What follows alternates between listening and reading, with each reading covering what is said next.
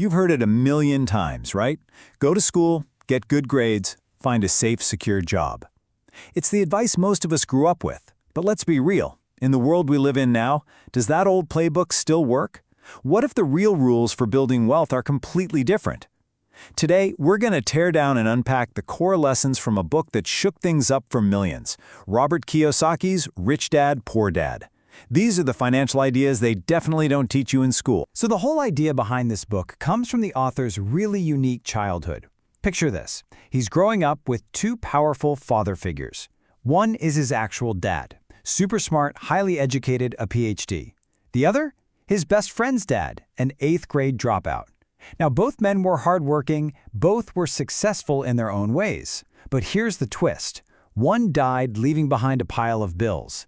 The other became one of the richest men in Hawaii. And that stark contrast in their lives, it all came down to two totally different mindsets about money. And understanding the choice between these two ways of thinking is the foundation for, well, everything else we're about to talk about. I mean, their mindsets literally created their realities. On one hand, you had Poor Dad, the academic. He'd often say things like, "I'll never be rich." His advice was to play it safe, climb the corporate ladder. Then you had Rich Dad, the dropout.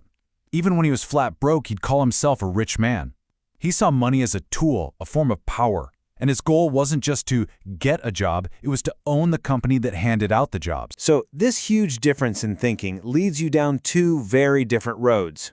And that conventional path, the one Poor Dad preached, well, according to the book, it leads you straight into a trap called the rat race. All right, so what is the rat race exactly? You know the feeling. It's this endless, vicious cycle. You work hard to earn a paycheck to pay your bills. The fear of not having enough money to pay those bills keeps you stuck in that job.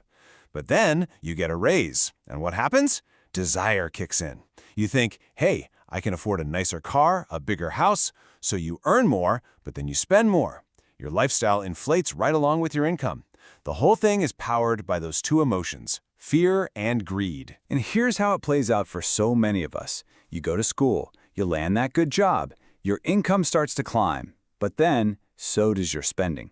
That bigger house comes with a bigger mortgage. That nicer car has a bigger payment. Suddenly, your monthly expenses are permanently higher. So what do? You've got to work even harder to get another raise or promotion. But then your taxes go up and the whole cycle just starts over.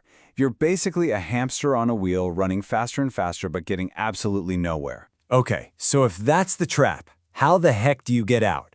Rich Dad had one rule. Just one. And he believed this single